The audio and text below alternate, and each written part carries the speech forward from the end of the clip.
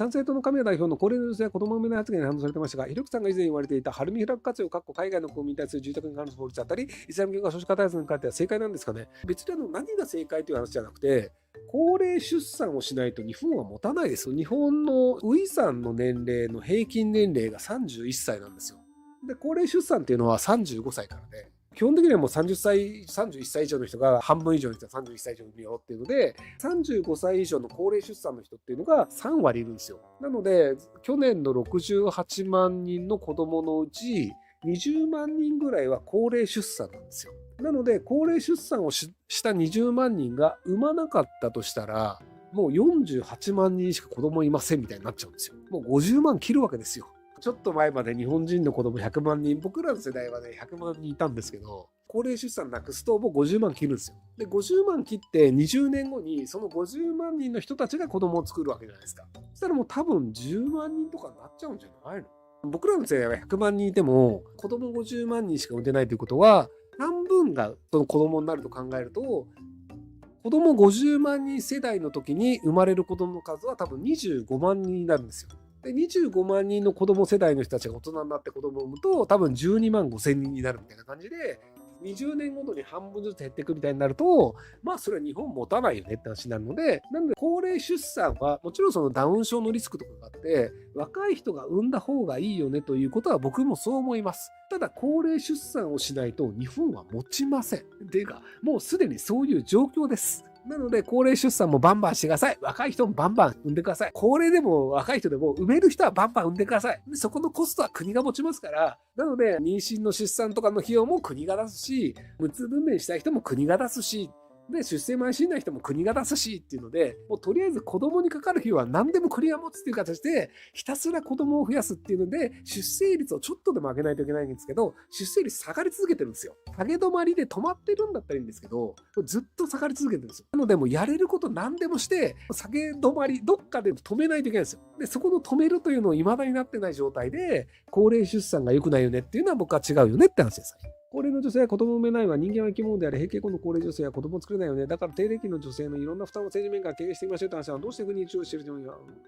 広く理解したの？純粋まっすぐの席の滑らかの相性が悪いと感じると思ったけど、本当に悩んだね。高齢出産ということを調べてください。ご存知ないのかもしれないですけども、高齢出産という言葉は35歳以降の初産の方を高齢出産と言います。なので、高齢と出産という場合の言葉でいくと、高齢出産を指すというのが、日本の医療に関わる人の常識です。で、もちろんこの医療に関わってない人は、そんなの知らんがな、みたいな人いますけど、医療に関わってない人であれば、その考えは別にどうでもいいです。ただ、政治家が言うのであれば、それは医療に関わるので、医療に関わる人が使う言語で喋るべきですよね、と思うので、なので政治家がやってるので、これは医療の常識があるという前提で、高齢の出産、高齢の女性の出産というのは、高齢出産を指すという意味になります。子供は増やすべきって言いますけど、70年前にそう言って増やした結果、団塊世代や氷河期世代が社会の荷物になったりし、これから生まれる子供もどうせワーパーで貧困層になるだけなので、結局子供が生まれても社会にとっては損失になるような世界が増えるだけなんでしょうか。僕この話あんまりしないようにしてるんですよね。直接的には人口とその子供、その人間の教育レベルというのが経済になるんですよ。小卒レベルの頭の人が1000万人の国と、大卒レベルの頭の人が1000万人の国だと、大卒レベル頭の人が1000万人の国の方が、やっぱ経済的にはうまくいくんですよね。大卒レベル1000万人の国より、大卒レベル2000万人の国の方が経済がうまくいきますと。基本的には今の社会、人間社会というのは、大体この公式に当てはまりますと。で、僕がこれ今のって言い方をしてるんですけど、人間余り始めてるんですよ。これはまあ人によっては否定するだろうし、あまり心地よい話ではないと思うんですけど、そもそもじゃあ、なぜ移民排斥というものがアメリカとかヨーロッパで起きているのか。要は、労働者が多い方がいいはずだよね。であれば、移民って来れば来るほど、その国は豊かになるはずじゃん。アイスランドとかはもちろん今でも移民歓迎なんですよ。なぜかっていうと、人間少なすぎるから。で、人間少なくて土地が余ってるところは移民歓迎なんですよ。なので、100年前のアメリカとかは土地めちゃくちゃ広くて人口少ないから、もう誰でもいいから来てくださいと。で、土地耕したらこれお前の土地にしていいからっていうので、なので人口をどんどん増やして、で、その結果アメリカっていうのは経済的に豊かになったんですよ。今言ったように土地が余ってるかどうか。で、土地を耕すって小学生でもできるんですよ。小卒でもできるんですよ。昔その児童労働っていうのがあったように、鉱山で働くとか、畑の農作業とかって、機械で作業する前って、小学生でも労働力としての価値があったんですよ。でも今って、小学生でできる仕事ってどれぐらいありますかっていうと、あんまりないんですよ。肉体労働でできる仕事っていうのは、もちろん肉体労働をしてる人はいっぱいいるんですけど、肉体労働をしてる人をそのまま居続けさせることが、社会にとって良いのかっていう視点が、今の時代は生まれ始めてるんですよ。日本でもマクドナルドの受付がタッチパネルのでかいやつになってるところ、店舗増えてるっぽいんですけど、フランスのファーストフードってほぼタッチパネルなんですよ。店員さんに食べたいものを言ってお金を払うってなくて、タッチパネルにピッピッピッって押して、クレジットカードで決済して、レシートが出てきて、出来上がったやつが番号を呼ばれて取りに行くっていうのが、フランスもスペインもスイスもドイツも基本的にはそうで、タッチパネルじゃないところ、ヨーロッパほとんどないと思うんですよね。で、それがなぜ起こるかっていうと、人間を雇うより機械の方が安いんですよ。100年前のアメリカと違って、人間に最低時給というものがあり、一回人を雇ったらクビにできないっていうのがあるので、なので、人を雇う場合に、一定以上稼げるやつじゃない限り、雇いたくないっていうのが今の時代生まれちゃってるんですよ。昔は労働法とかがあんまりなかったので、1時間に500円しか稼げないんだったら、お前の時給は300円なっていうのは成立したんですよ。そうすると、時給300円なんだけど、500円分稼げてるから、会社は200円得すると。で、その人は時給では500円分しか稼げないから、300円もらえるのでも、一応仕事をしてお金の対価を得るというのができたんですよ。なので、小学生レベルの労働しかできない人でも、その人に合った給料を払うことで働かせるということが可能だったんですけど、東京の時給1000円、最低時給1000円とかになると、時給が1000円払っても利益が上げられる1200円以上の価値を提供できない人は雇うと損をするんですよ、会社は。1200円以上の価値を出す人だったら1000円払って雇っても200円価値があるからいいよねってなるんですけど、800円の価値しか出せない人は雇うと労働基準法で時給1000円払わなきゃいけないってなるので、その人を雇い続ける限り200円分損し続けるんですよ。なので、労働基準法というのがある限り、最低時給以下の人間を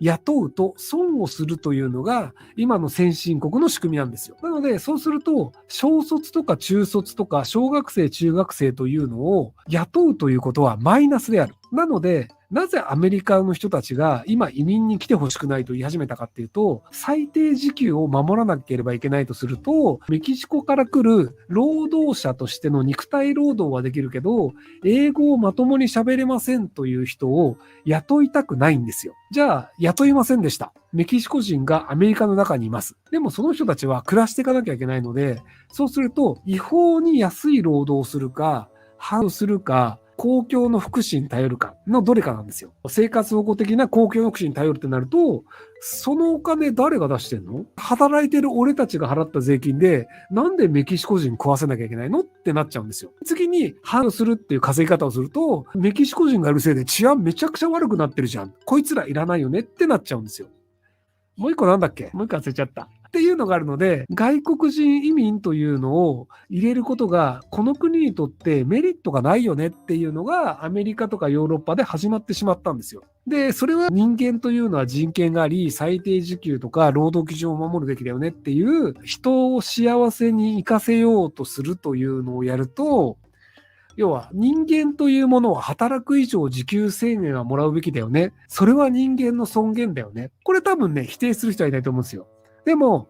人間の尊厳である1000円の生産性がない人は、その人を誰も欲しがらないよねっていう現実に目を背けちゃったんですよね。誰も欲しがらない人というのが世の中にいっぱいいるというのが今の先進国なんですよ。発展途上国の中であれば発展途上国で回していけるので、労働基準法がないので、まだなんとかなるんですけど、発展途上国の生産性のあまり高くない人が先進国に行くと、先進国ルールで守られる。で、先進国の中でも頭の悪いおじさんみたいな、時給1000円分も稼げないようなやつが、俺雇われてるんだから1000円以上給料出せよとかって文句言い始めて、マジこういうやつ雇いたくないよねっていう風になっちゃうんですよね。っていうのが現実としてあるので、人口が増えることが社会にとって本当に良いことなのかっていうと、多分10年後ぐらいに生産性の低い人口が増えることというのは、むしろ足手まといを社会の中で増やすことになるよねというのが明確になってしまうので、人口をいたずらに増やすのはいかがなものなのかという議論がされる時代が来るんじゃないかなと思っているのですが、僕は少子化対策をした方がいい派なので、どんな子供が生まれた時でも1000万円を払った方がいいよねって言っています。ただ、長期的にはその問題に多分行き着くのではないかなと思ってはいますけど、あんまり表では言わないようにしていました。ただ2000円払われたので、ちゃんと説明しました。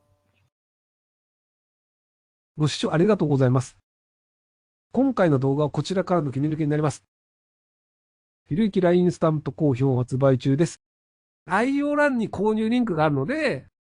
そちらから購入できます。よろしくお願いします。